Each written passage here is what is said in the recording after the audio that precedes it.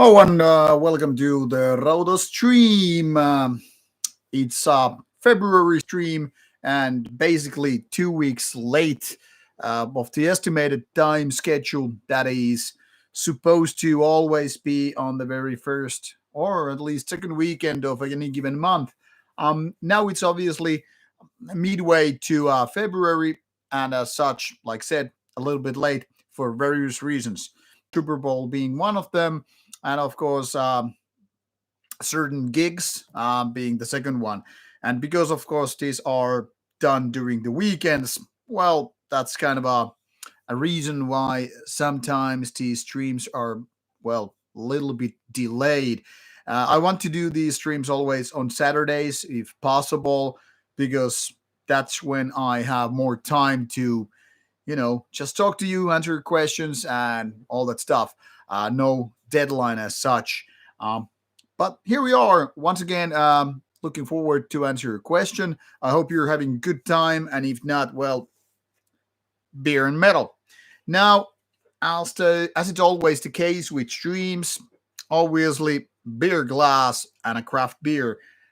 This time, something that I bought from the Nordic Metal Cruise. You people probably know that I'm a craft beer enthusiastic. I mean, it's almost as great as working out and listening to good albums. Here we have Walt Dweller. I don't know about you, but it gives me a kind of a Fallout kind of a vibe. I'm talking about the video game series, obviously. So here we have. Let's open the beer.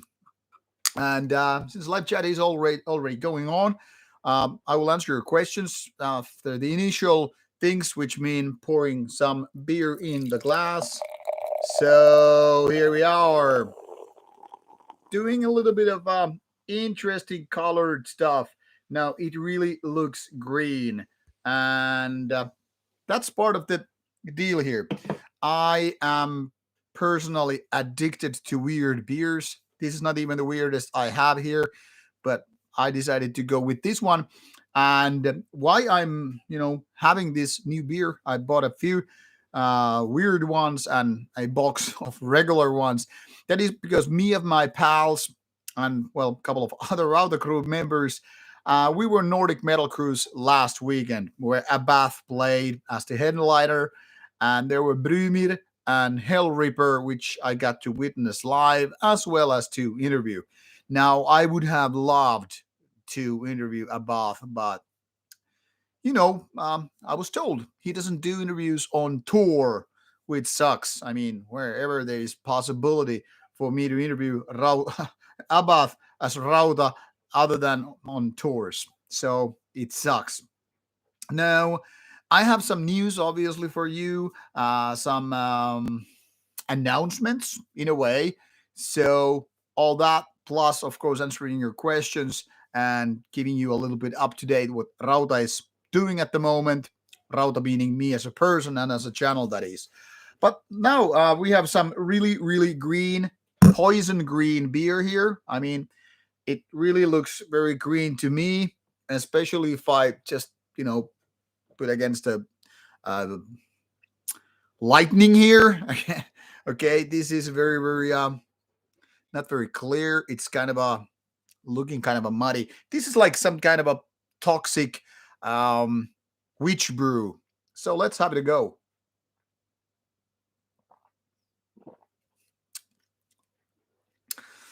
You can probably see from my face that this is indeed very sour beer. Reminds me of some of those sour candies you probably ate as a child. The kind of a sour that makes you feel like, oh, like what the fuck just happened in my mouth? Was it like a dead tortoise taking a dump in your mouth? This is like that, but good. I mean, I haven't tasted tortoise shit, so I don't pretend to know what it tastes like. Now, first of all, welcome to the stream, people. I want to greet you all. Hello, Rob Hellfire. How are you doing? It's spring. Um, and on the way. Well, it's not warm. Actually, the weather right here is pretty much annoying. I mean, it's not cold, but it means because we're on the plus Celsius side of things, means that everything is slowly, really slowly melting, meaning there's a lot of ice. what used to be snow is now ice, meaning like slippery fuckery, and things like that. So it sucks. But on the other hand, we are finally getting rid of the snow. Hello, Moth Hebe. Welcome to the stream. And Robosai, but I gotta say, I don't know what Surge soda is, but yeah, this doesn't really taste like beer, doesn't really look like beer, but it's really good. Well, Rob, unfortunately, Abath wasn't really sober on the cruise, and that caused a little bit of a um, mess on the cruise. I think some people said that the show was supposed to be something like 75 minutes, and it was more like 45 minutes. So 30 minutes of gap. Yes, bitter beer phrase indeed. Hello, John's Red Rocks. Welcome to the stream. Brian also has beer. Very, very good. Now, I want to once again remind you people, and I'm going to give you an example. When you want to get my attention for sure, tag me like at Rauta and say something like this. This will highlight your name, the line where you're typing to me, which means I am more likely to notice your comment to me. I try to read the whole chat, but obviously when more people join the chat, the live stream, whatever, the will be a little bit cluttered. So tag me if you want to get my attention.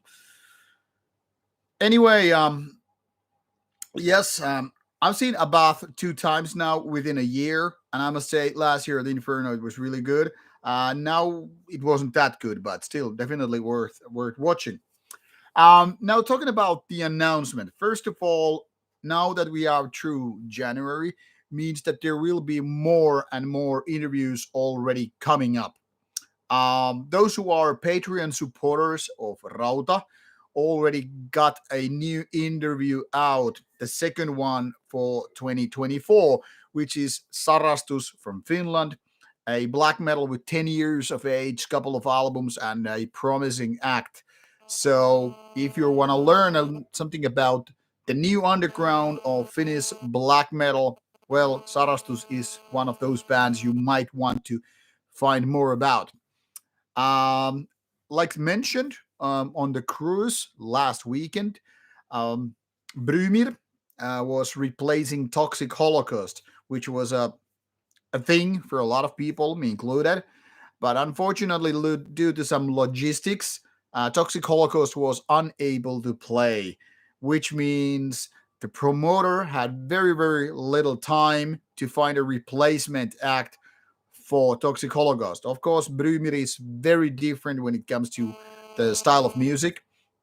Like my friend said, it's like a weird combination of Ensiferum and Sabaton becoming one, like a little bit power metal, a little bit pagan folk metal, binding into one with a slight seasoning of black metal. But don't take it as a black metal band, more like a folky, powery, heavy, melodic band.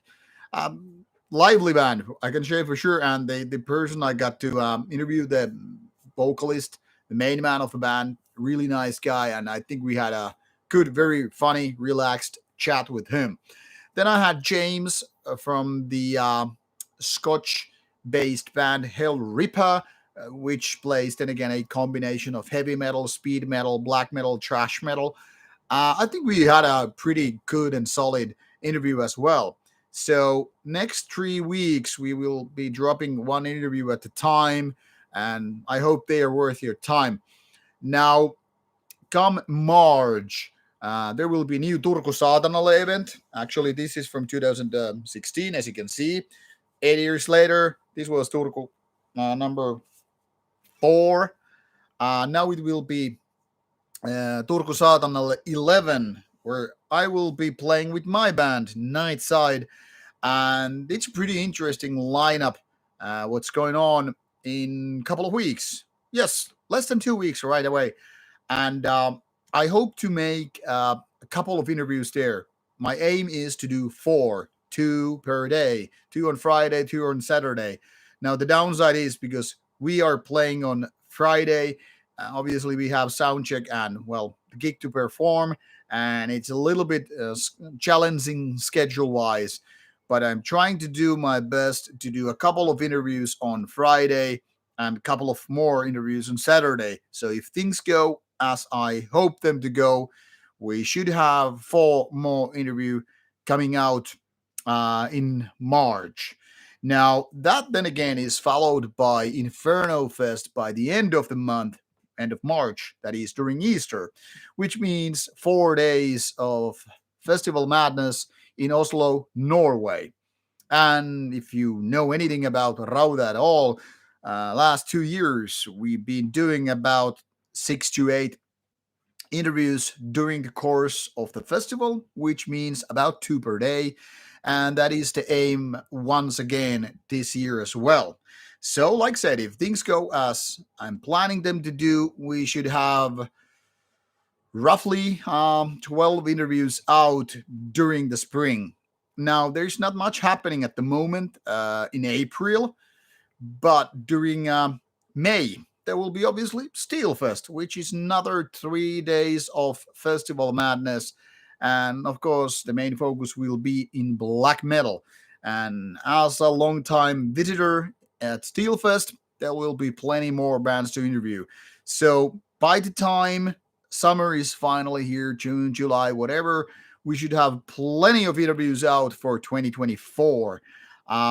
Obviously, at this point, there is kind of a fog of war for June, July. So I don't know what kind of events, what festivals I will be attending during those times, if any.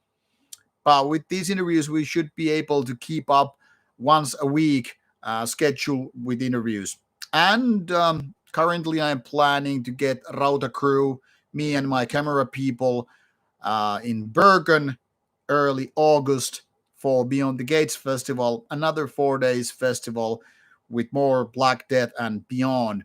So this is the plan. This is the roadmap, so to speak. So if things go nicely and not like 2020 COVID years, we should have plenty of interviews throughout the spring, throughout the summer, all the way up to the fall. And obviously, then there will be more individual gigs. There will be individual gigs during the summer as well, of course. So there should be plenty interviews during the year. And this is mainly, I want to emphasize this is mainly because of the Patreon supporters. They are the biggest individual building block of Rauta funding, the budget. Roughly the other half comes from the YouTube revenue, which means the more you watch the videos, the more ad money we get. I know it's kind of a sucks that you have to watch those ads. I think it kind of a sucks that we are on a tight budget. Just saying how this works. I'm not begging for money. Of course, you can donate money. You can become a Patreon supporter and all that stuff if you want to help Rauta cause. Because the more budget I have here for me and my crew, the more we get to do those interviews. Because traveling costs. As much as we hate it, that's unfortunately the thing here. But like I said, my big thanks to all you viewers, you all followers, you all supporters. You mean that Rauta gets to exist, because with no money, it would be just me doing the streams and reviews. The interviews are only possible, at least outside Finland, because of you people. So thank you. And now, after this long monologue, I really need a sip of beer, and then I will read the comments and start answering your questions. Once again, tag my name, tag Rauta, in order to get my attention. And then I will speak a little bit about other news. Well, Brian Monson was asking what are the highlight plans for the rest of the year. I would say, of course, Turku Saatanalla in 2 weeks. Highlight for me because we get to play our new Nightside material there. We will play one new song. And of course, we have our album out during this year. So it will be interesting. Now, I will talk to you a little bit more about Nightside later on, but first I will answer your question. Then, of course, Inferno. I always enjoy traveling to Oslo, meeting friends I don't get to see in Finland, to see some bands that don't necessarily play in Finland. So Inferno is one of those nice spots for me. Uh, on top of that, obviously Steelfest and Beyond the Gates. They are some of my favorite festivals. Steelfest probably my favorite festival. Then there will be Helsinki Metal Festival also in August, like 2 weeks after Beyond the Gates. Last year I couldn't make it because of some overlapping events took place. But I hope this year will be different because it will be a little bit different catering than what Beyond the Gates and Steelfest, for example, have. It's closer to Inferno and even more closer to old Tuska Festival when Tuska actually had metal bands in the lineup, meaning black metal, death metal, but even heavy metal, traditional metal, power metal, what have you. And it would be only 2 hours away. Helsinki is easy to reach, not really, you know, eating out our budget. So these are the festivals I'm mostly looking for, and as such, they are highlights. Highlights because I get to see the bands, because I get to do interviews, because I fucking love being at festivals, and I like meeting my friends who I don't get to see that often. On top of highlights with the festivals, obviously, highlight will be for me to get our second album out finally, more than 20 years later than the debut album. And I think our new album is good. Now, there will be always people who think, like, okay, it sucks, or it's nothing special. It's just this 1990s black metal worship. But that's what we grew up with. That's what we like to listen to. That's what we like to do. So at least I am proud of the album on whole behalf of the band. So getting the album out might be really one of the highlights for me. I mean, it will be. And of course, if you get to play more gigs with Nightside, that will be also really, really special to me because I like playing those songs live. You will see a very, very different Jerry in terms of me being whatever. I'm goofy here in Rauta. I'm super serious when it comes to playing the live songs and all. So obviously, these are some of the moments, and I will be spending a little bit vacation, of course, this year as well. Meaning, I should be going to Spain for a few weeks. That should be also listed as one of the highlight things. I hope this answered your question. Let's move on. Metal Collision was asking what about Hell Reaper on the cruise. Well, yes, it was good. I think it was very, very solid, doing good job and all. So can't really complain about it. And what else? The new D side. That was a topic on some of the places. I'm really personally interested to hear what new D side is all about. But the album cover, the artificial cover, sucks ass.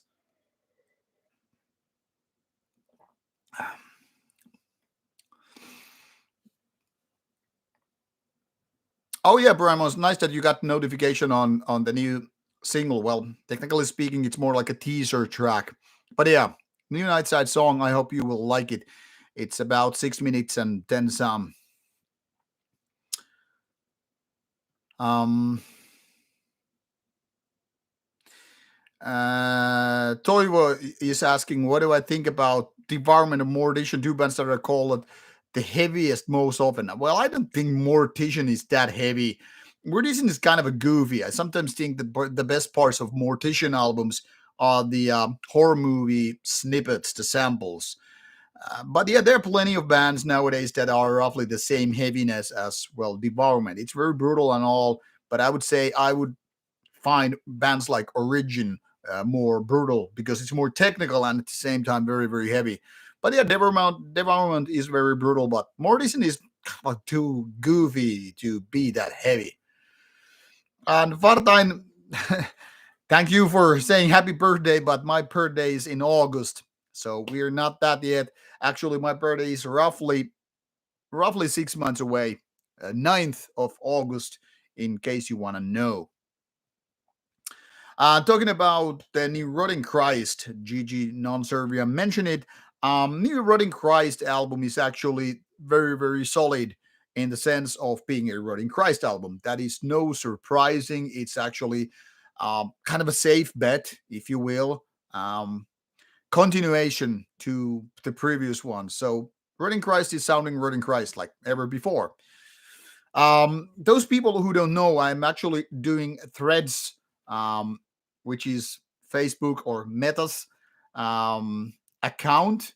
I don't know if people know it, but I want to mention it here because I've been doing it a few weeks now, ever since Threads started working in European Union area. So in case you're a Threads user, which for me is basically replacing Twitter or X, I'm using Threads almost daily. I'm doing short, movie reviews and album reviews and other commentary about my life, like something that isn't exactly worth doing to a video, but short comments about new albums, new TV shows, video games I play, um, various things in my life, like beyond metal content. If you want to follow me on Threads, you will have the links there. I will be using at Rauta as my username. So there's a link in case you're using Threads. Obviously, Rauta's Instagram is the same as before, mostly posting albums I've been reviewing, sometimes a little bit powerlifting and all. And now, thank you, Brian Mons. Thank you for your donation. That means a lot. All this donated money, like mentioned, along with YouTube revenue and Patreon money, will be used exclusively for Rauta travels, meaning us getting to festivals, hotels, and flights. So thank you for your donation. It will help us to do something more in the future in terms of, festival trips. What else? Um, Metal Coalition, nice to have you at Turku Saatanalle. Feel free to greet me there. I will be there 2 days. Not that much around the public on Friday because our own gig, and during the daytime, obviously, some interviews and all that shit. But I try to be there around, and feel free to, come to say hello. Yes, Cecilia Taylor, in case you missed the very early minutes in the stream, this is Vault Dweller. Here it says non-toxic sour beer. It really, really looks toxic, like some kind of a witch had made a brew. So it's a sour beer which looks really green and tastes like those sour candies. I fucking love it. I'm weird person. I like weird music. I like weird beer. I like weird people too. Hello, Arizona. Zach, nice to have you here. Yes, John Jared, you could say it's not beer. Slime beer. Morbid angel, where the slime live. Where the slime live? In my glass. Hello, Tia. Nice to have you here. I hope I will be seeing you at Turku Saatanalle.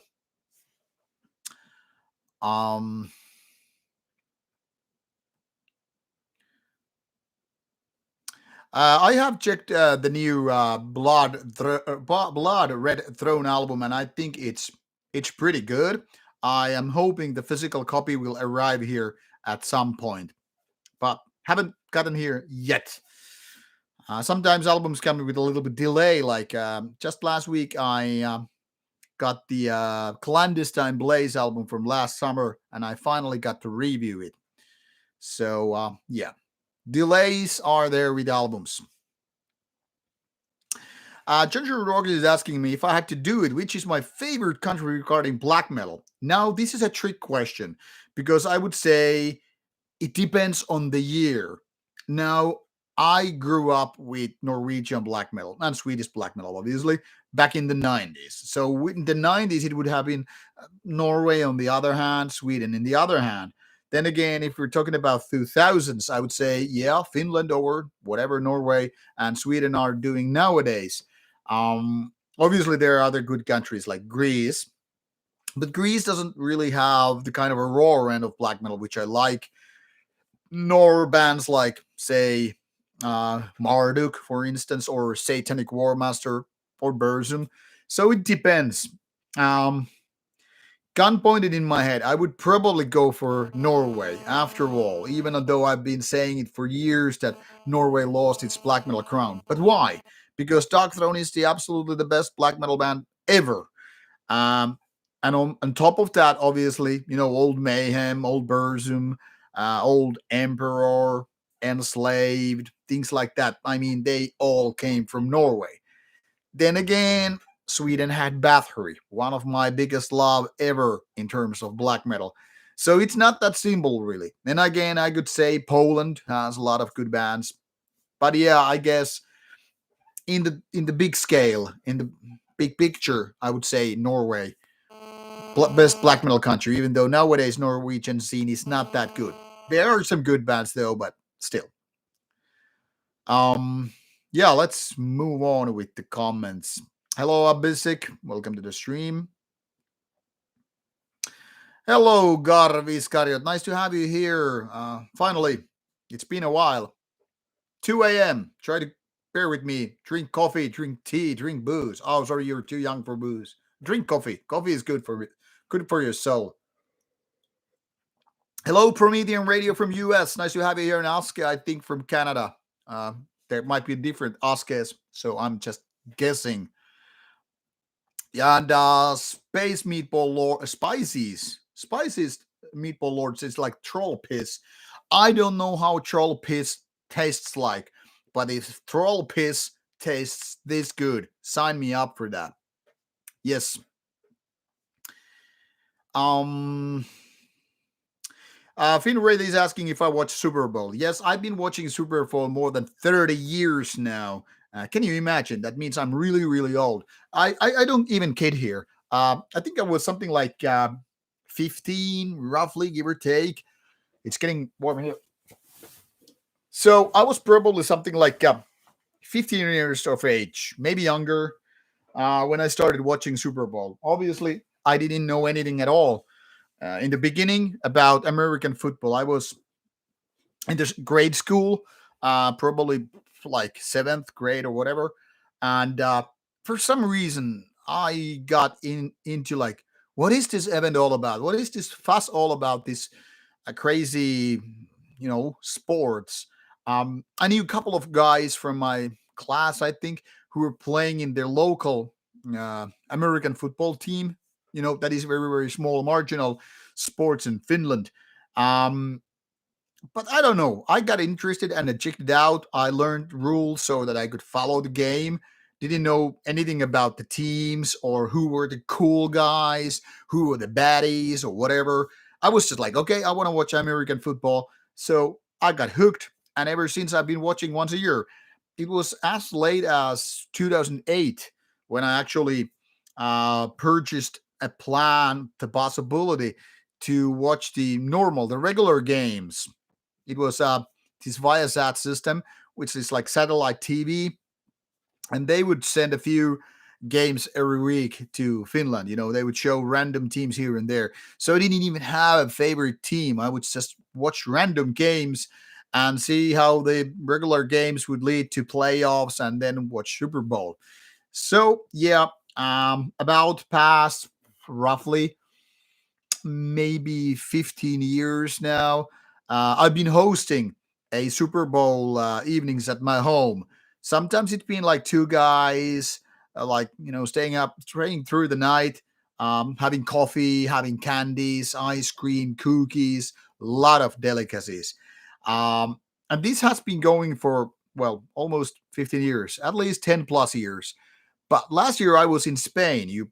Some people, you probably know that I was in Spain for almost 6 months last year, from early January until Steelfest. So basically, like January through mid May.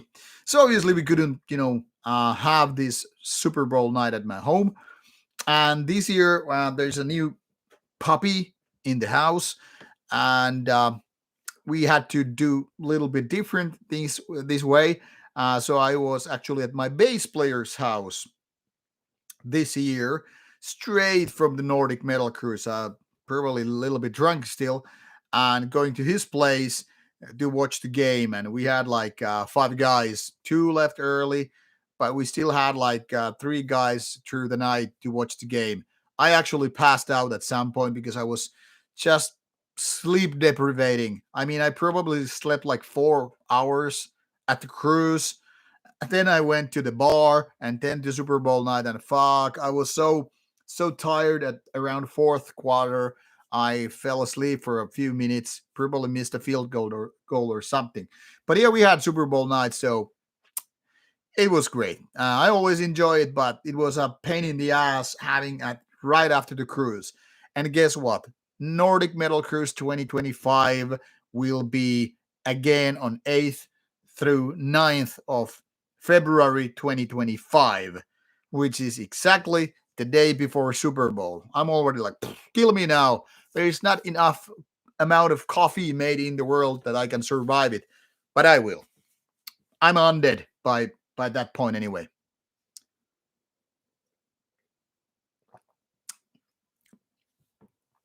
Um. All right, Poland. Yeah, non-Serbian Winterland. Now that you mention it, Alpha Hanne guys, they have some Winterland members in the band. Alpha Hanne released a new album a couple of weeks ago, and that is so far my album of the year for 2024. I mean, okay, we're roughly some 6 weeks in, so not that much, that many albums uh, listed from 2024, but so far it's the album of the year for me anyway. I listened to Vemod new release, and it was pretty good, but didn't do too big an impact for me, but quite okay. Thank you, Cecilia Taylor. Nice that you liked the book review. I know it was super lengthy, maybe too lengthy, but then again, I have this habit that I like to blather. I like to go into details and then I can just talk for 30 minutes where some other people would do it in 5. But that's what I do. I like the details and I find often that devil is in the details. So I can just talk about details for 15 minutes. And other people would be say like, okay, just shorten it, you know, say it in 3 minutes. And I go like, what? 3 minutes? I go for 20. That's what I do. Yeah, I don't like to keep things short.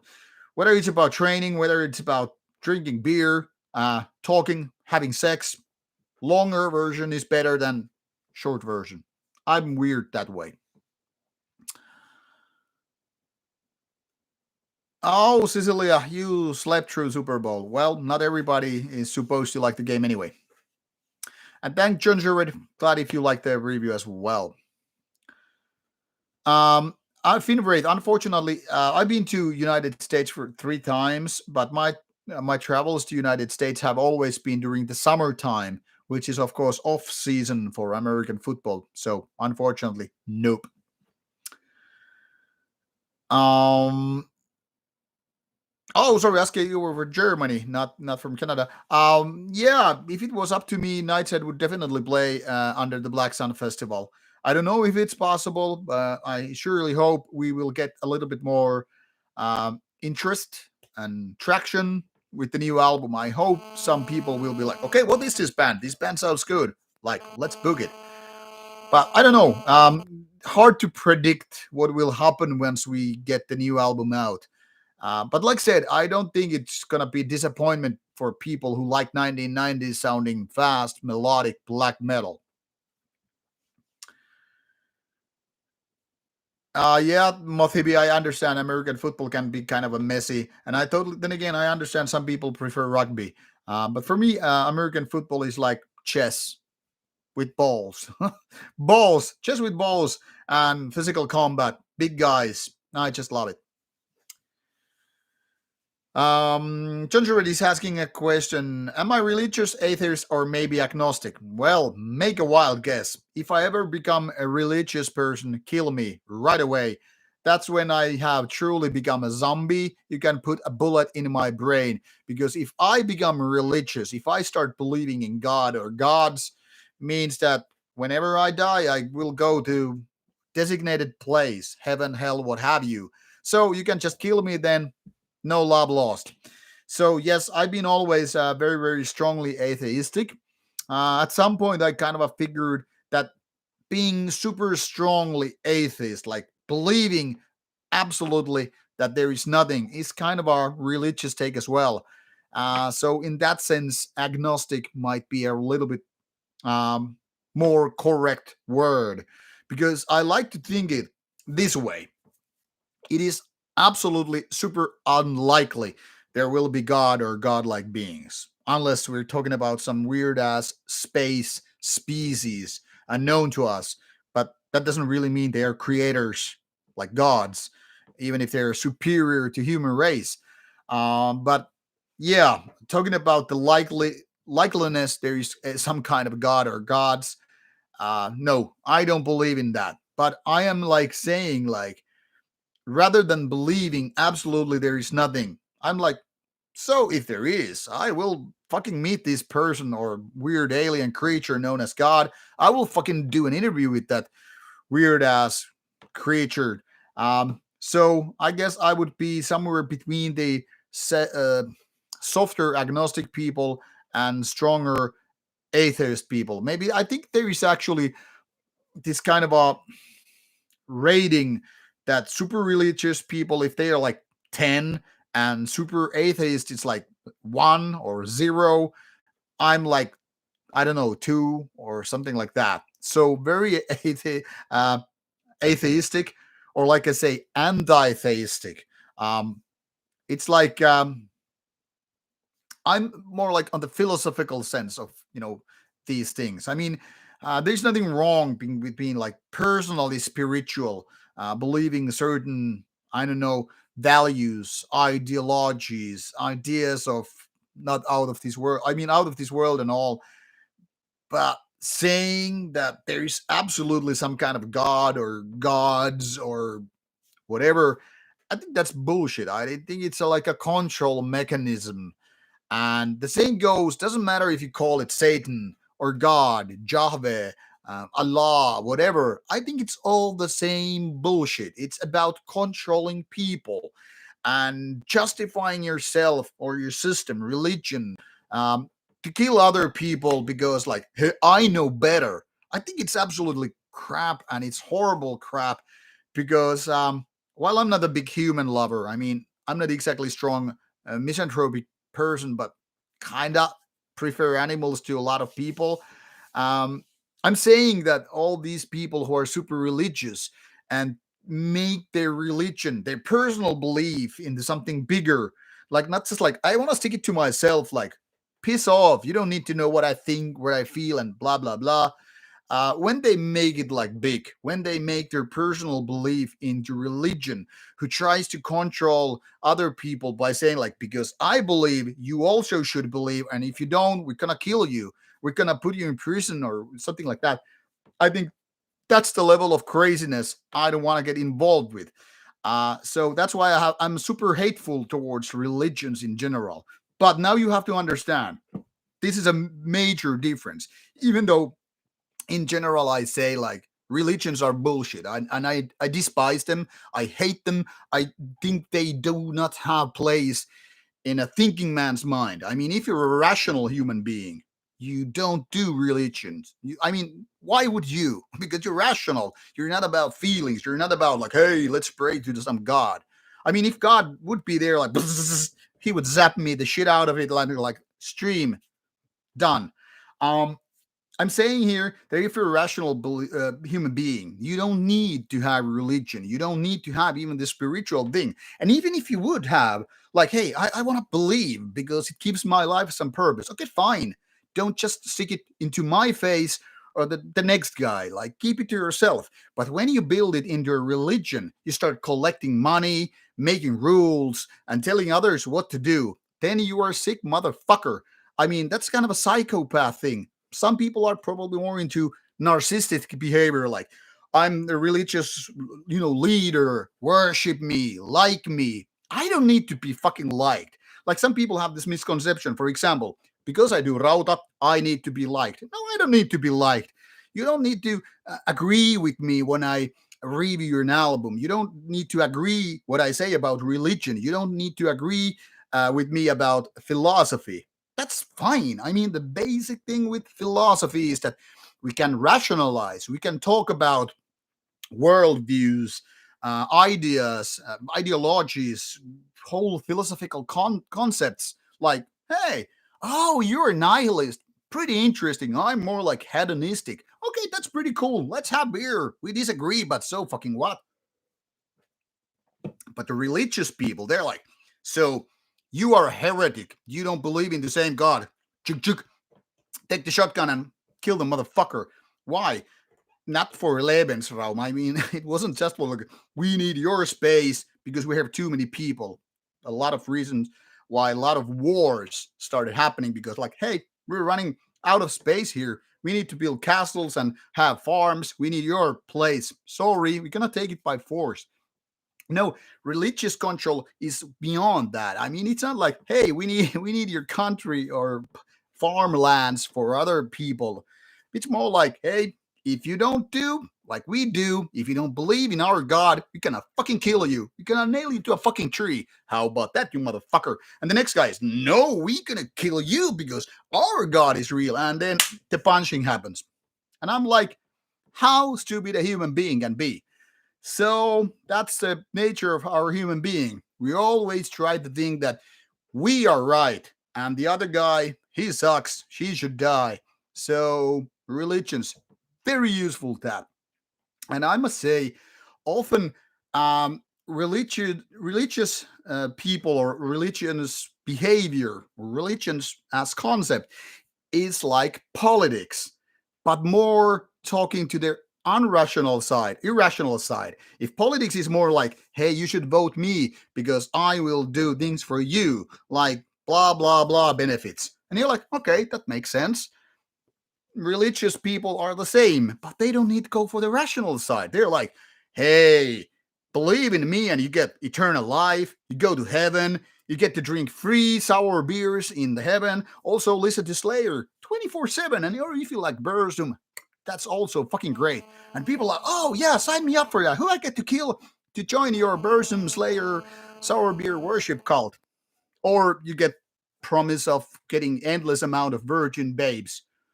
I mean, it kind of sounds good and all that stuff, but does it sound rational? Kill some people, burn some temples, and I don't know, pump the shit out of them, and you will get 72 virgins or whatever the amount is.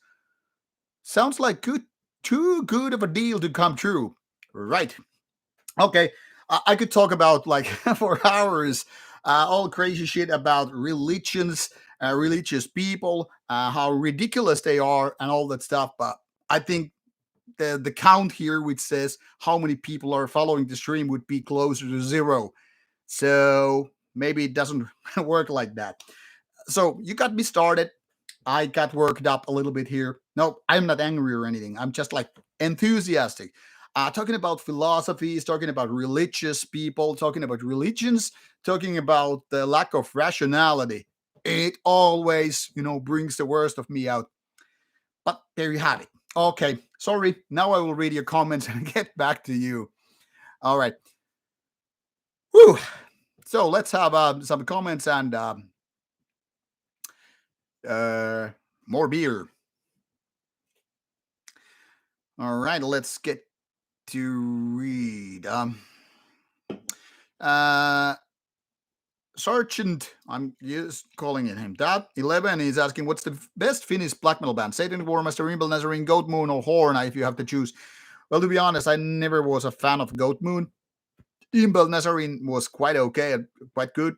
Certain phases. Horna, quite of a solid, but also too many boring albums. I mean, lukewarm. So Satanic Warmaster would get my vote. Other good bands, I think, which are definitely top notch, would be bands like Behexen. Baptism is also pretty good. Clandestine Blaze. Paratrum is actually pretty good. Sacrilegious Impalement, definitely always solid. I think, for example, Sacrilegious Impalement on average, or Behexen, are better than Horna, for example, or Imbel Nazarene. Hope Ryan Mons already went away. If he's still here, see you soon. Finrate, yeah, there are some NFL matches in UK and all that stuff. I think it would be quite nice, but so far haven't bothered. I mean, most of my traveling budget goes with Rauta and all. So yeah. Hello, Nevermore Rules. Nice to have you here as well.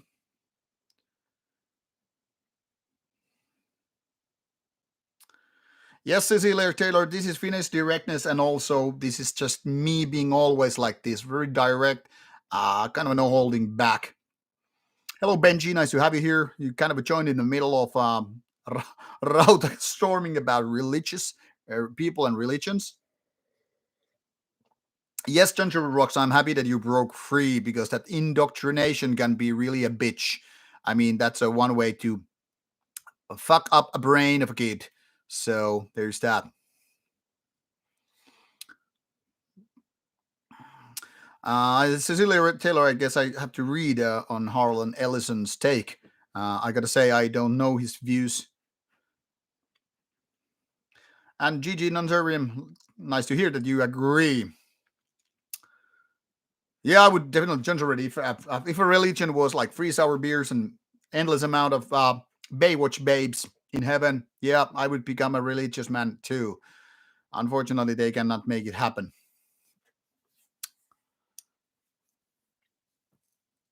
Oh yes, Rob Hulfer. I mean, the philosophical take is different. You can't be about Luciferianism or anything like that. You don't have to like assign a contract like, hey, now I'm doing daily rituals like in Islam to bow and serve Satan or whatever. So there's a difference. I mean, whether it's more like a philosophical take or a religious take, a big difference. And not just inner strength, or also outer strength, like strong mind in a strong body. I think that's a kind of a classic way to put it, but yeah. Travis McCurve is asking weird question. Enslaved or the Beatles? No contest. Enslaved, one of the best bands from Norway ever. Never been a the Beatles fan. I mean, I get it why they are famous, but not my thing, really. Yes, but in some places that religion is tax free business also. And for example, in Finland, people have to pay taxes to the church, which is fucking crazy. Like if I'm a full grown 100-person satanic anti-Christianity people, yeah, you still have to kind of not anymore so much as it used to be, but yeah, still basically unless you really divorce the church, you have to pay taxes to the church, so it's kind of fucked.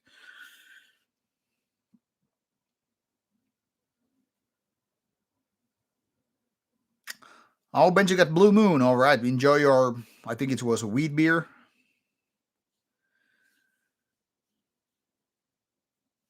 Hello, Rotten Punks.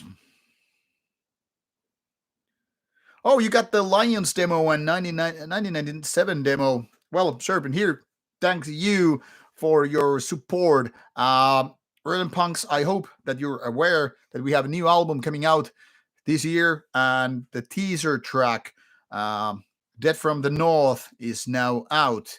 That will be also, by the way, the title of the new album. And yes, Gigi Norservium, I think Greek mythology really rules. There's a lot of wisdom in those old mythological tales about gods, gods of Greece, gods of the Viking gods, probably similar shit in India and all. I think those are more philosophical takes, like teaching a lesson. Sometimes like those Greek gods, they could be super prick. Like, why on earth you would fucking cheat your wife multiple times and like get away with it? There are like morals to these stories. They're supposed to be something that teach you something about human nature, or like this is good, this is bad, right and wrong, shit like that. Not that complicated, really.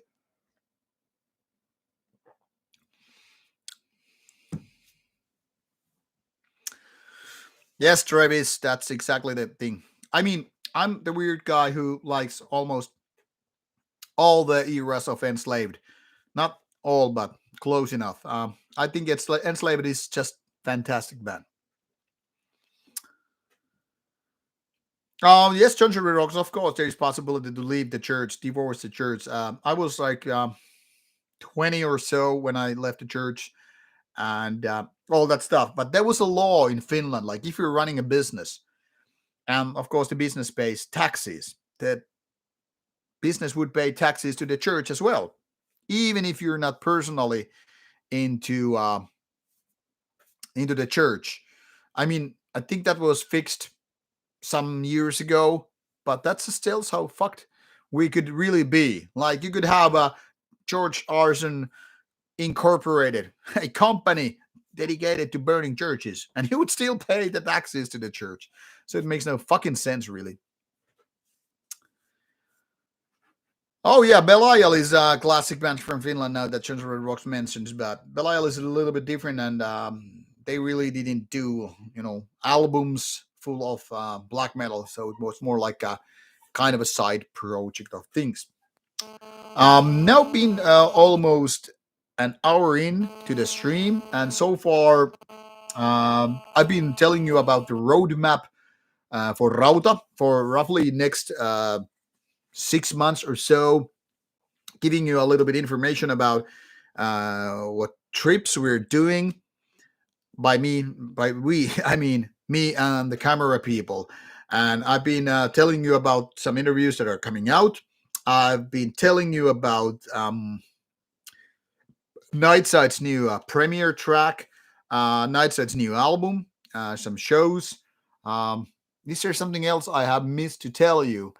Um, yeah, have I mentioned that past few weeks, fourth time today, I've been doing bouldering, you know, kind of climbing the walls with my kid. Um, it's fantastic, really. I've been enjoying, but it feels like my fingers are like suffering because I'm not really a lightweight guy, and climbing those walls, bouldering, it's somewhat challenging. But I've been liking it so far, and today I did it again for a couple of hours, and I think I'm progressing a little bit. It's fun, and of course, still doing my powerlifting regime. Meaning today, sorry, tomorrow there will be a deadlift session. But it's harder to get stronger when you get older, and you don't want to get some extra weight, which I don't. But I've been lazy to update you people about it. So I don't know if you have been following whatever is going on. But like I said, I do these threads um, for these updates, like whatever I'm, doing in terms of working out, whatever I'm listening, and all that stuff. Now talking about TV, by the way, um, I don't know how many people you know, but I'm an avid video gamer, obviously, and also kind of a series, TV show fanatic more than movies. And I've been watching a lot of cool shows lately. And I've been thinking that sometimes I kind of want to talk about these topics on Rauta, but they don't really fit here because, I mean, streams are one thing, but the regular videos they don't really make sense if I would, review stuff and like that.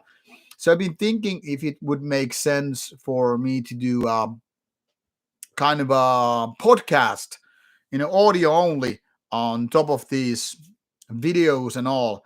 But I don't know, would it make sense? Would anybody even listen if I started rambling like I do these streams?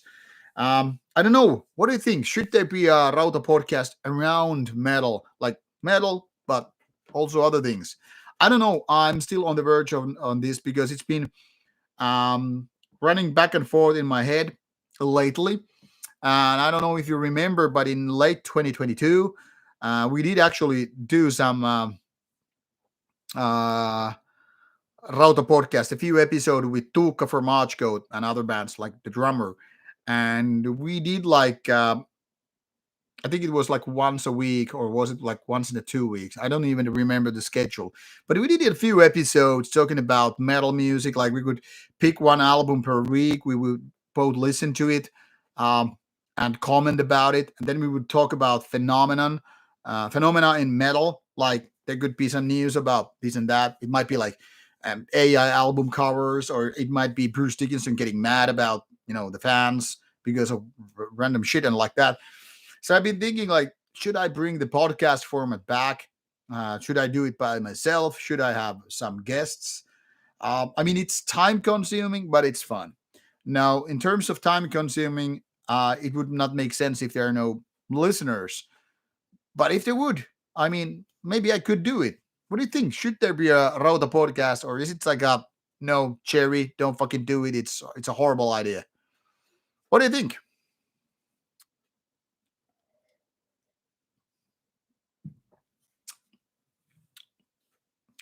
Um, Trivia Mac Trevor is asking which Finnish bands are my favorite. Well, that depends totally on the genre involved. Um, I'm not exactly a fan of Finnish trash metal bands. They are not really good ones, in my opinion. When it comes to death metal, I have two bands above the others, which are Torture Killer and Morbid Vomit. They're really good ones, but not that active ones. When it comes to black metal, I guess I would pick Satanic War Master above others. Other bands, like mentioned earlier, bands like Behexen, Sacrilegious Impalement, Clandestine Blaze, Baptism, mm, bands like that. Do I have absolute favorite from the Finnish scene? Probably no, because it always comes up with the mood. But yeah, Satanic War Master has been one of my favorite Finnish metal acts, like ever. Um, Back in the 90s, the Finnish black metal scene wasn't that strong. I mean, there were not too many bands out there doing stuff. And even if they were making stuff, I mean, they were not that good. They were like, yeah, this band is promising, that one is promising, but it wasn't as active as, say, Norwegian or Swedish or Greek scene. So this is more about like 2000s kind of a thing. But yeah, Finland has pretty much pretty good bands overall. Oh, our drummer joined the fray, deleting the comment. Harry, say something up good about our new album. It's fucking killer. John Jarrett rocks. Regarding the money, doesn't really matter. PayPal is more direct. So I guess in that sense, that's better. But whatever, both ways are okay. Terry, okay, podcast. I think it could be like a non-video too, like Spotify. It doesn't have to include a video, so that's what I'm thinking. Podcast on top of things. And Terry, thanks for your feedback. Definitely not interesting to everybody. Oh yeah, Rob Hellfire, White Dead is definitely good. They have two albums out now. Both are good albums. Um, and yeah, White Dead is definitely one of the better ones. Late Finnish metal bands. I mean, newer ones, so to speak.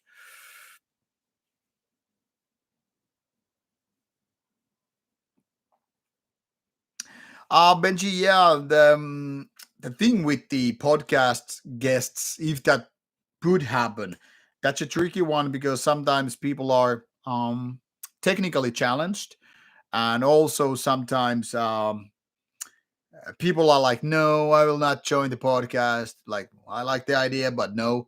So I don't know. Uh, so that's why I'm asking from the like from the point of view that you wouldn't expect actual guests so much, but probably just me rambling random things. If it would be easy to get people join the podcasts, for interviews and whatnot, then it would be, of course, more interesting. But I was more like thinking about around the regular videos rather than just music.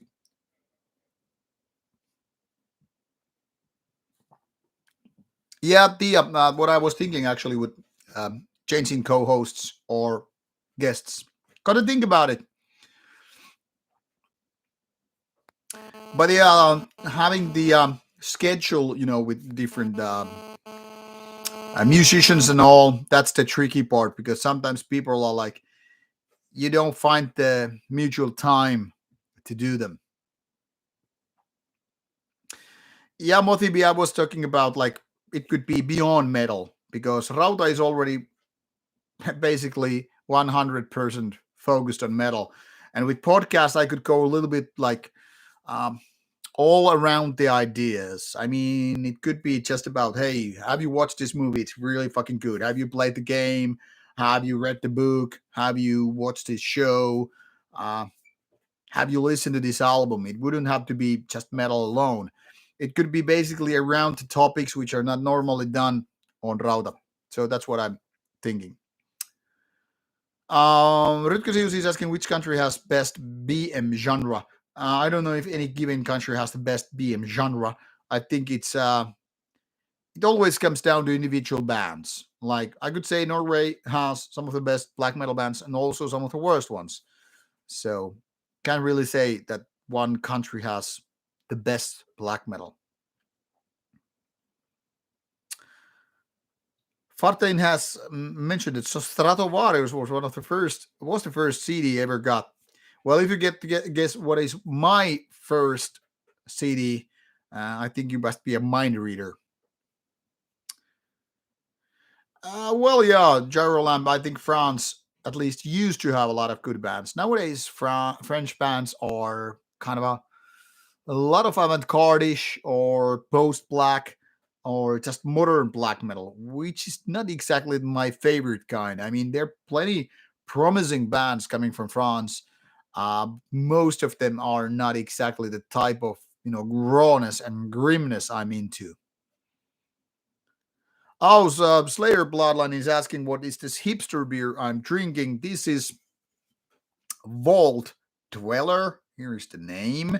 As you can see, this is mild 4.3. It's a non-toxic sour beer. Tastes like sour candy. Bought a few weird hipster beers from the Nordic Metal Cruise because I love different kind of craft beers, especially sour ones, IPAs, pale ales in general, Trappists and dark beer. Well, I like most beer types in the world, but yeah, sour beers are or have been probably my number one favorite beer type past few years now. Yeah, so on podcast would be fun. Well, let's see.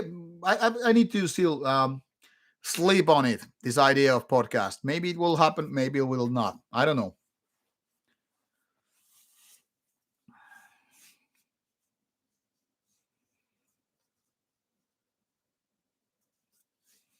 Oh yeah, I've done actually sentenced worst to best.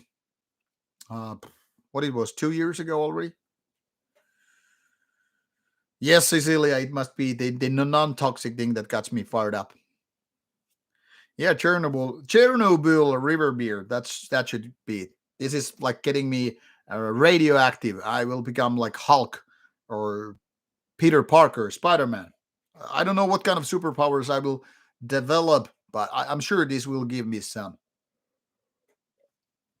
Maybe it will mean that my face becomes pretty or my dick becomes this big.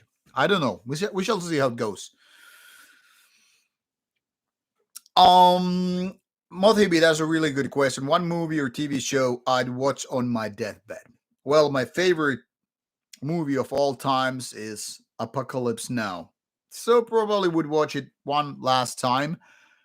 When it comes to TV shows, it's kind of a tricky. Oz from HBO is my all-time favorite TV show, but maybe it would be too grim to watch on my deathbed after Apocalypse Now. So maybe I would want something that puts smile on my face. So instead of Oz or Twin Peaks, maybe I would go for Entourage because it's actually one of my favorite drama comedy series. It's always good mood. There are plenty of cringe moments, which I fucking love. Ari Gold. People who have been watching Entourage already know what I mean when I say Ari Gold and Viking Quest character. Um, so yeah, Entourage it could be. Gyro Lamp. No, sour beer is very, very different from bitter. It's almost like black metal and death metal. No, there's bigger difference between bitter. No, sour beers are indeed very sour. They're often made from various fruits and berries.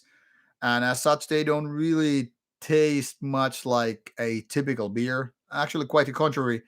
Um, I'm thinking what you could really compare it to. Maybe sour beers are more like some kind of sour juices. I mean, you're doing them with the beer ways, how you brew a beer, um, but taste is different. It's not malty, not often hoppy.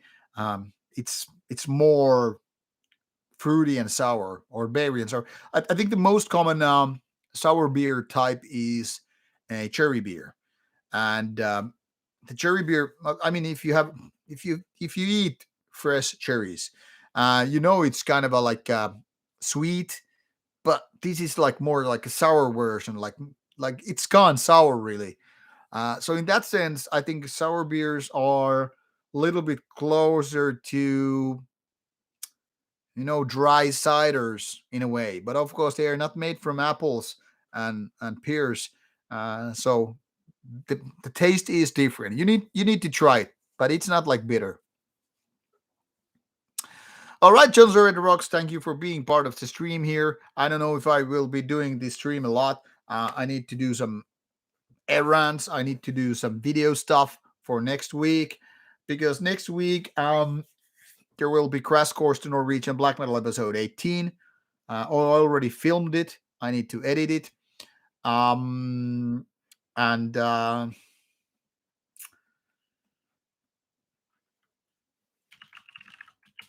what else? Then there will be Turku Saatanalle Festival preview next Saturday. That is something I cannot yet film because I need to email the bands what I want to interview, like are you available, and when they have you know answered, then I can pretty much announce what I have agreed to do. And in 2 weeks, there should be Nordic Metal Cruise recap. So I need to do a little bit editing on that as well.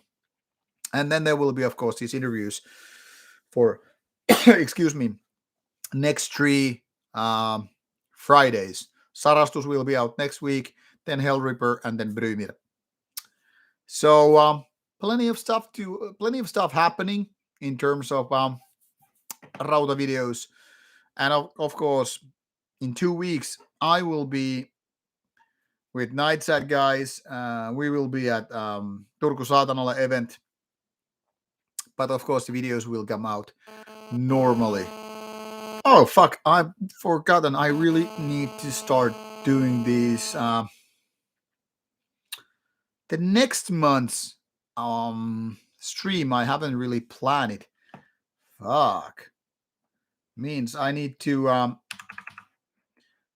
move some videos here. I need to move the recap further away.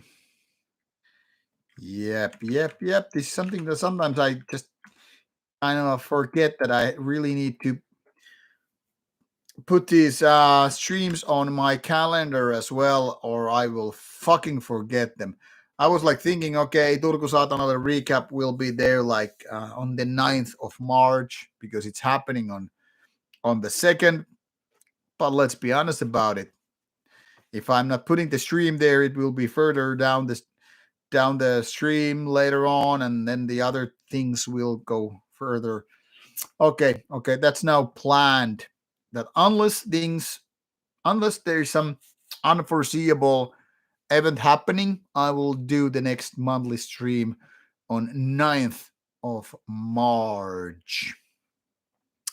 Benji, that is question about Marty's favorite beer is easy to answer. Marty's favorite beer is free beer. Whatever Marty can get, it's his favorite beer.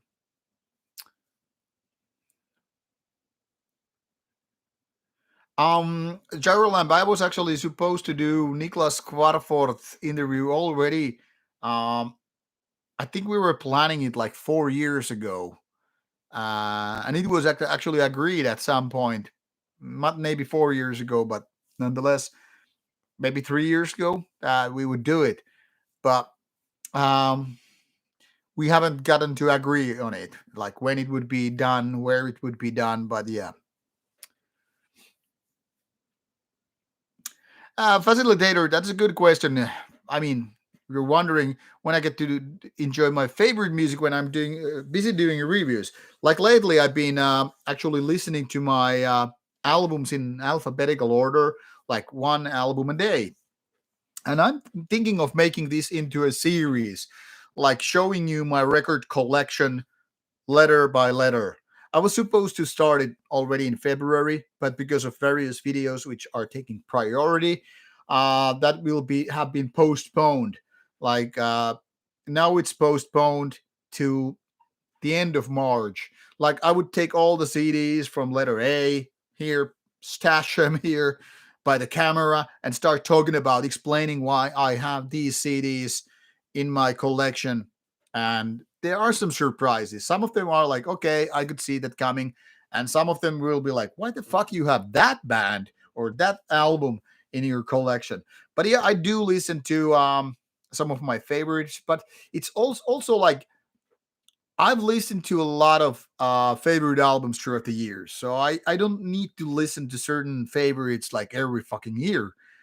Even though I mean I do enjoy them. Like this week I've been listening to some old Battery ones, and whenever I listen to them, I'm like, I'm back home mentally when I'm listening to them. But at the same time, I don't really need to listen to them that many times.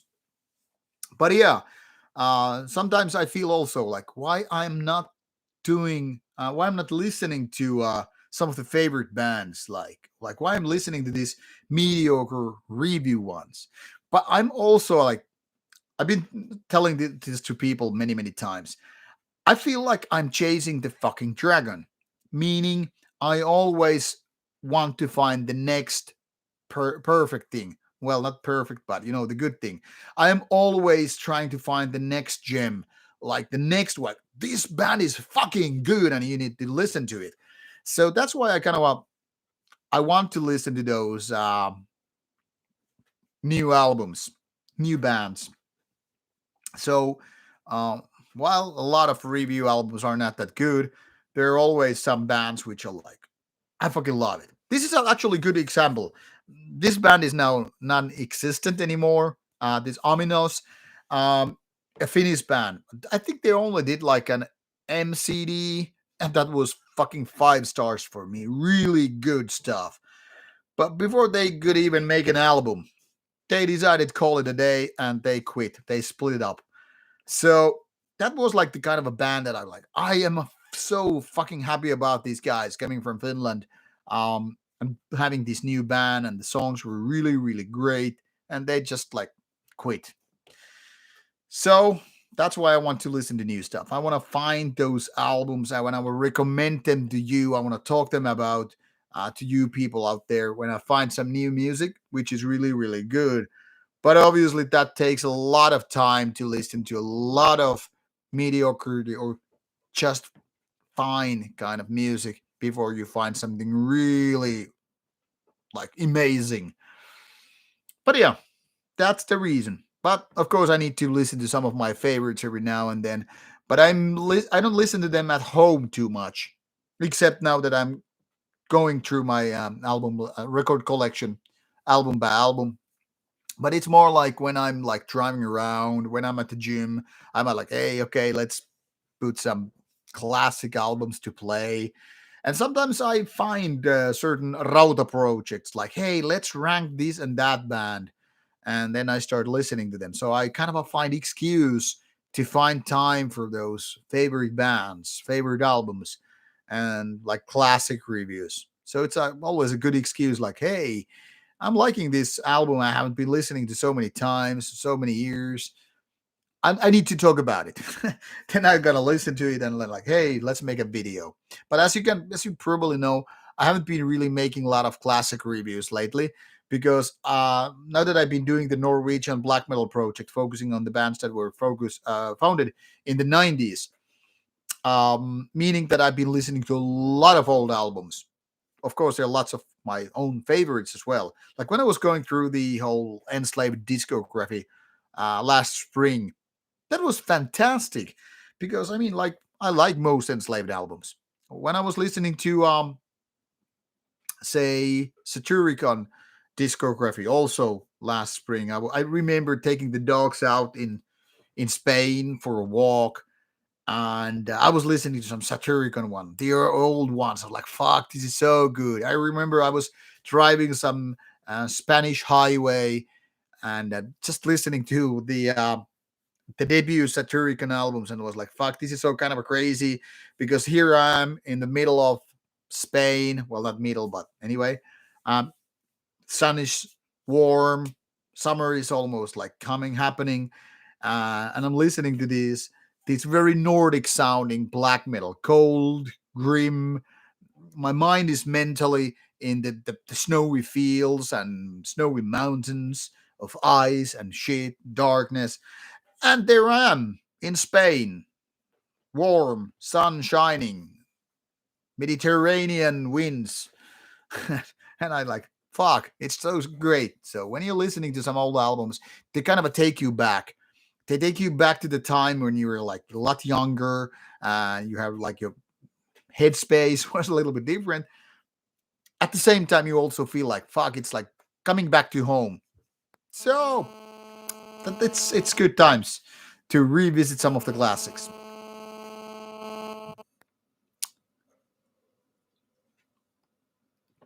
Roberto, metal scene in Finland, I think it's pretty good. Obviously, the scene is quite divided. Um, Death metal people are a little bit different than black metal people, obviously. Folk metal people or scene is, of course, a little bit different, and etc. So, while it's easy to think like Finland being small country in population that is less than 6 million people, you're all connected and all that stuff. But no, because the land size is relatively big compared to the amount of people here, things are quite scattered. Um, Obviously, places like Helsinki, the capital area, there is more overlapping. Like folk metal people might be roughly the same as black metal or death metal people or heavy metal people. And of course, various people play in different bands. Like some of my band member guys play in certain bands that are not necessarily black metal. So there's of course overlapping. But I would say in general, Finnish metal scene is quite solid and active. That is, I guess, most obvious when you take a look at, say, Metal Archives or whatever, and you take a look at the lineup, and you see like, okay, this guy is playing in these bands, and then you click some of the bands, and you will figure out, okay, this band member is also playing in various bands, and then you go down the rabbit hole, you will figure out it's kind of a vast network, not too many people versus all the bands. So you might have like, say, 10 people, 30 bands. This is just an example, and of course, might be exaggerated in certain ways. There are lots of people with only one band. Then again, there are some people who have like 10 bands. Think of like Shatterout from Horna. I mean, he has a lot of bands like Sargeist or Border and other bands. Same thing for the vocalist of Horna. He has a bunch of different bands. And there are lots of these people who have multiple bands. Satanic Warmaster is a good example also. He has some 10 different bands where some of them are now disbanded, but there are lots of activity in various other bands. Sometimes they're just side projects which happen every now and then. But still, the point remains there are a lot of people who have many bands. So, of course, there are more networking, more overlapping, and as such. So yeah, Finnish metal scene is overly, in general, I would say quite active. But sometimes people leave it, some new blood will be let in, and that's how it goes. Facilitator, yeah, those lambic beers are something that I really, really like as well. So Belgian beer is really, really good. I like Trappist beers and I like lambic beers. I like some of those kind of darker lagers. So interesting. Slayer Bloodline. No, I haven't seen Malum House.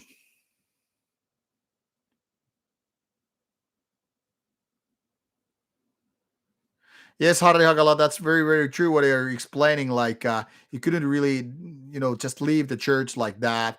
And I know what you mean. Harry is being, the Nightside drummer, a couple of years older than me. Uh, we come from the same generation that, everybody was supposed to be part of the church, and he really couldn't just walk away like that. They might be asking, like, why are you leaving the church and blah, blah, blah. I mean, you could, but still, it wasn't like filling the form online, which I guess you can do nowadays. So yeah, and even if you separated, if you left the church, I think the right word is divorcing a church. Even if you just decided to quit the church, let's call it that. Um, but you had a company, you had a business, and you were running the business. And when you play taxis, you would pay them to the church as well. So fucking sucks.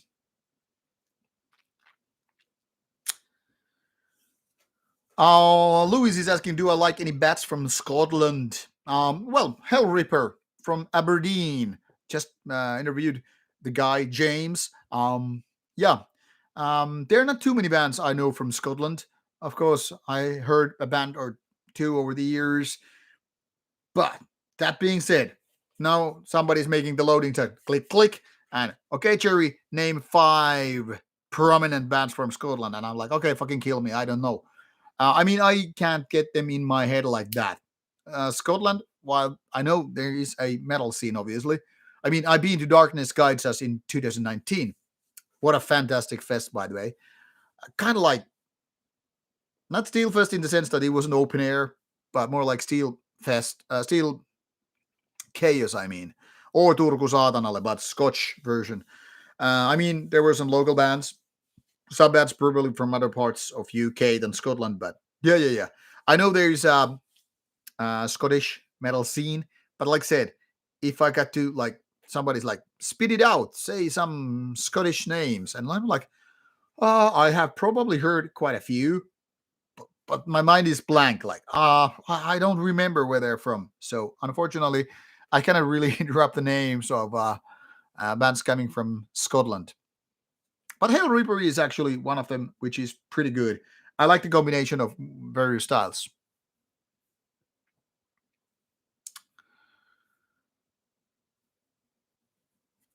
And glad you like the interviews. Um,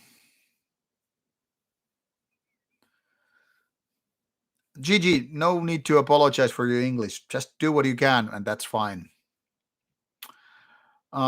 Cecilia is asking if I personally know any folk metal band and members in Finland. Well, I got to interview Ensiferum a couple of years ago at Nordic Metal Cruise, so I guess I know that. And of course, I don't know if you can call Moonsor exactly a folk metal band, but folkier parts. But yeah, I'm not that much in touch with folk metal people coming from Finland. Uh, or maybe there are some people I just don't remember right now. But usually, folk metal people are a little bit different scene than, say, death metal people, black metal people. But they're, of course, overlapping. Fuck, I forgot to do my Duolingo. I need to probably quit the stream before it gets midnight.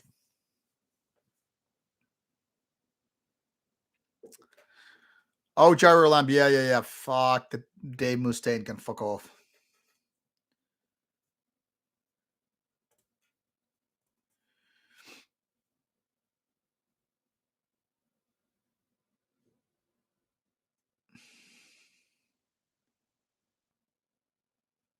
Oh, yeah, Rob. Sour, not Sour. Sour is from Scotland. That is actually a good band. Don't raid. Never listened to them. I only know that they didn't exist too many years and they had this anti-fa black metal thing going on. I don't know how they sound, but I know the band by name. I didn't even remember they were from Scotland.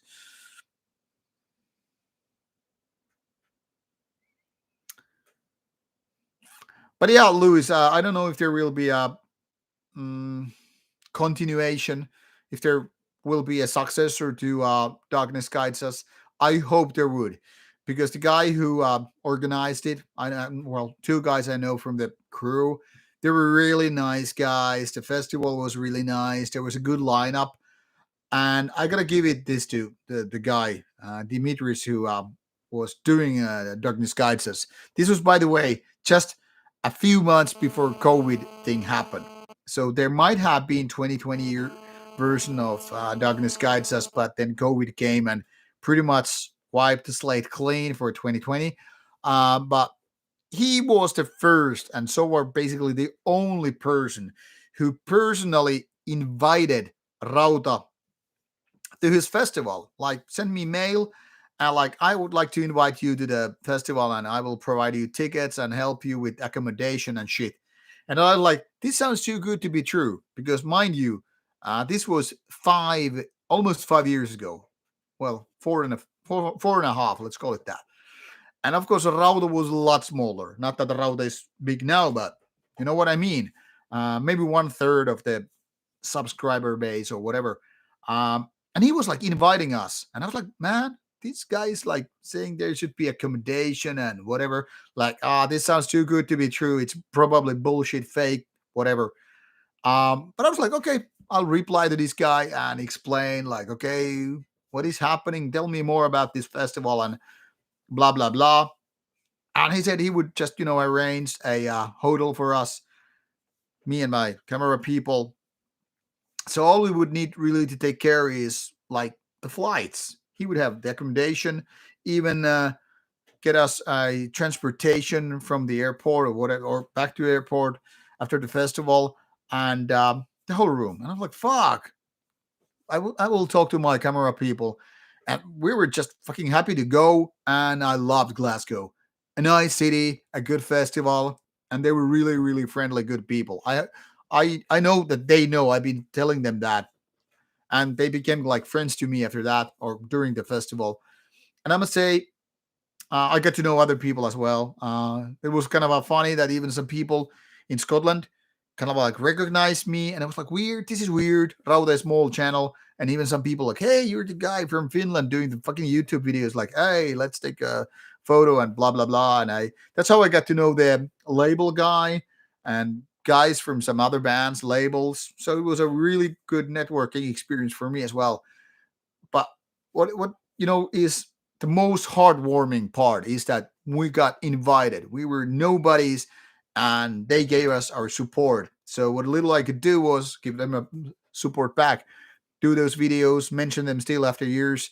That's where I did quite a few, in my opinion, good interviews as well with bands like Zemial, Kavir, Varatron, and Harakiri for the Sky. Probably something else I cannot remember right now, but it will come to my mind. We had a good time in general. And I must say, I fell in love again with Scotland. I've been to Scotland 2 times, once in Edinburgh, and now that 2019 for Glasgow, and it was fucking nice. I mean, people from Scotland seem to be always super nice.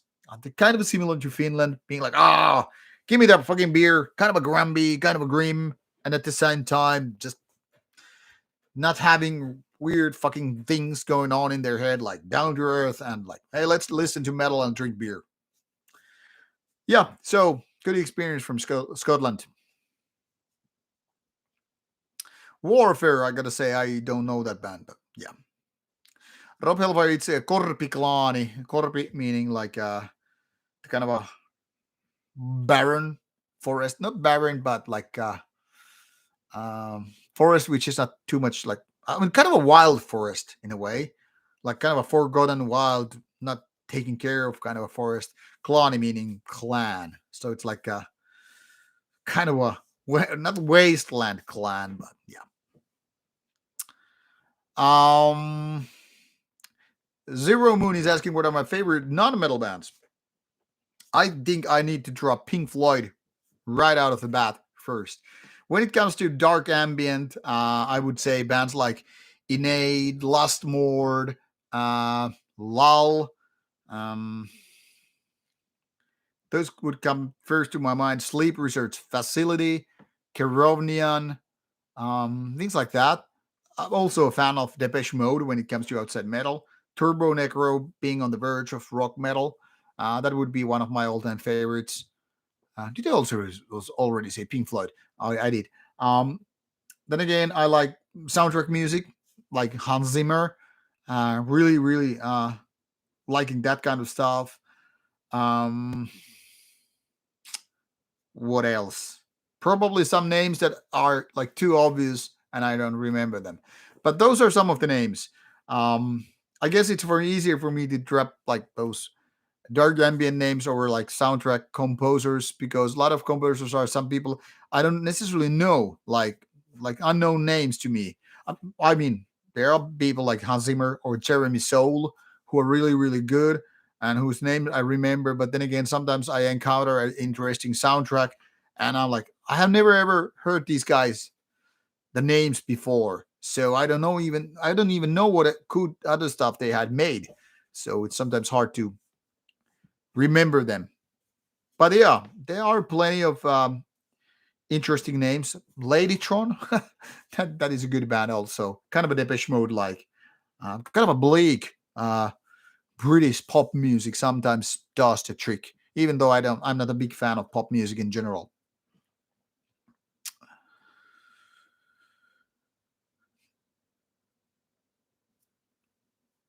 Oh, now you're talking about vodka.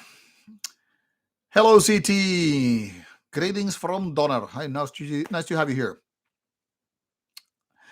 Scavenger, surprisingly a little hard to understand that Scottish accent. I mean, it's not like they are all talking about like Sean Connery or those dwarves from Lord of the Rings.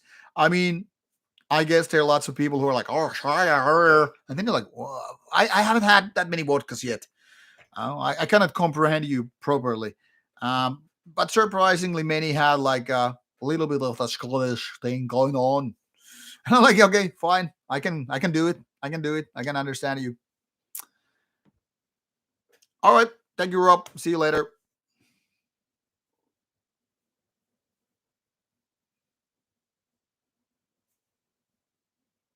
Yes, Hans Zimmer is really, really great.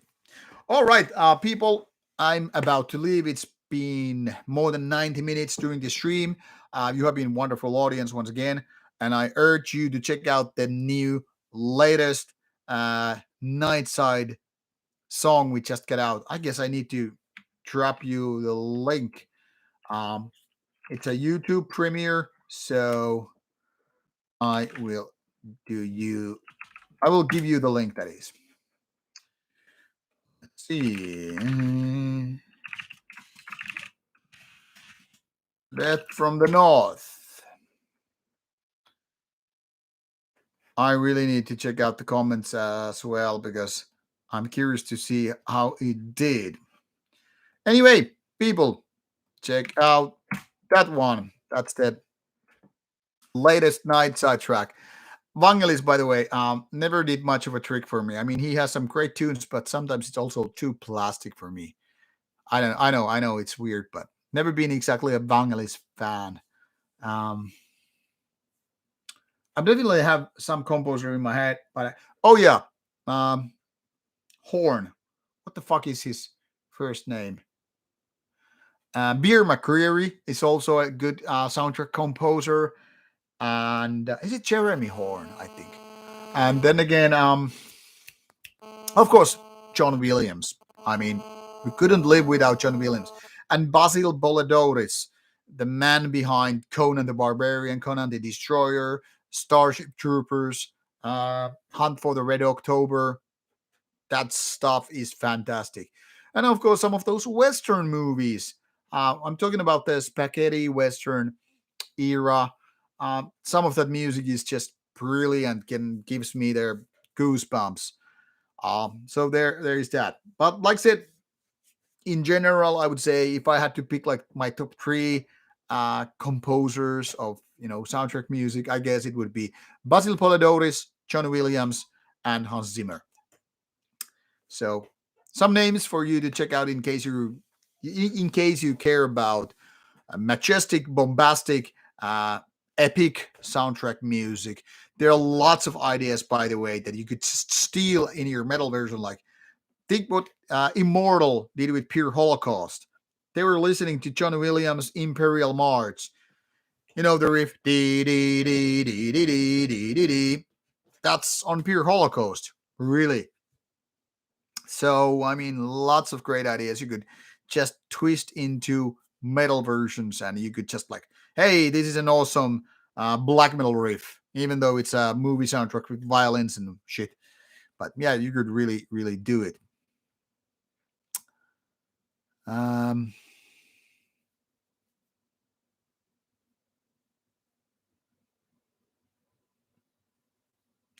Gyro lamp. I have no idea what you're talking about. Learning language. Um, yeah, Harry, I have heard that Korpiklani guys are nice.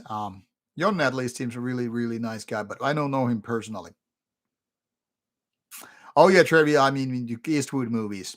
By the way, when I was in Spain last spring, we actually visited two of those Western villages which were built in order to make those Western movies. I mean, the whole fucking towns, beautiful places. I can totally recommend, especially the Oasis village in southern Spain. It's fucking brilliant place, and you just get soaked into the you know Western movie time. It's fucking great.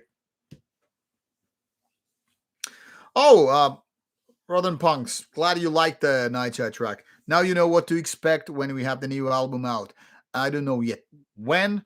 We will talk with the label, probably after we know when we have the final mix of the album out. Then we will announce it on Nightside's relevant social media channels, and of course, I will fucking mention it on Rauta. I mean, why wouldn't I? I'm really proud of what we did as a band with the album, the songs which I haven't written, so I can actually praise them. I'm not biased in that sense. I think the album is great. I can say it. Harri Hakala is fucking brilliant drummer, and we had really really good guys with guitars and bass and good keyboard player. So I'm just a humble guy doing some vocals there. So I'm fucking proud of that album, and I'm really excited to hear what do you people like it, how you like it. If you don't, well, it's fine. You don't need to like it, but if you like it, I'm excited to hear what do you think about it. But now I need to do my Spanish lesson before it's midnight. Duolingo doesn't forget. And then I need to do some video editing before I actually have my free time and will start playing something on the console and have more beer, obviously. Man can't have too many beers. No, seriously, I'm not going to get wasted or drunk tonight, but I will get entertained with beer and gaming. So thank you, people, for participating on the stream. Next stream should be out in about, let me count, 1, 2, 3 weeks. Yes, March 9th. So see you soon, maybe. See you in 3 weeks with streams, and by then we should already know how our gig went. Was it okay, or did it suck? I bet it doesn't suck. We have a kind of a self-esteem right there. But anyway, thank you for being part of the stream, and should you have questions for the next time, write them down and or send them to me, and I will try to get them answered by the next stream. And now off you go, people. Enjoy your weekend. Listen to some good music and enjoy your weekend. Take care and good night.